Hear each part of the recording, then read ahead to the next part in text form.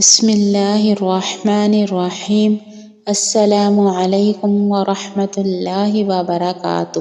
حضرت ابو ایوب رضی اللہ تعالیٰ عنہ راوی ہیں کہ رسول اللہ صلی اللہ علیہ وسلم ایک سفر میں تھے کہ ایک بدوی سامنے آ کھڑا ہوا اور اس نے آپ کے اونٹنی کی مہار پکڑ لی، پھر کہا: اے اللہ کے رسول صلی اللہ علیہ وسلم، یا آپ کا نام لے کر کہا کہ اے محمد صلی اللہ علیہ وسلم، مجھے وہ بات بتاؤ جو جنت سے مجھے قریب اور آتش دوزخ سے دور کر دے۔ راوی کا بیان ہے کہ رسول اللہ صلی اللہ علیہ وسلم رک گئے، یعنی آپ نے اس سوال کا جواب دینے کے لیے اپنی اونٹنی کو روک لیا۔ پھر اپنے رفقا کی طرف آپ نے دیکھا اور ان کو متوجہ کرتے ہوئے فرمایا کہ اس کو اچھی توفیق ملی، یا فرمایا کہ اس کو خوب ہدایت ملی۔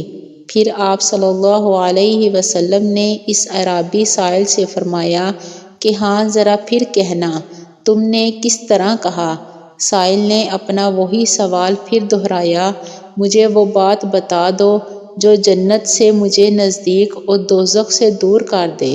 حضور صلی اللہ علیہ وسلم نے فرمایا: عبادت اور بندگی کرتے رہو، صرف اللہ کی، اور کسی چیز کو اس کے ساتھ کسی طرح بھی شریک نہ کرو، اور نماز قائم کرتے رہو اور زکوٰۃ ادا کرتے رہو، اور صلہ رحمی کرو، یعنی اپنے اہل قرابت کے ساتھ حسب مراتب اچھا سلوک رکھو اور ان کے حقوق ادا کرو۔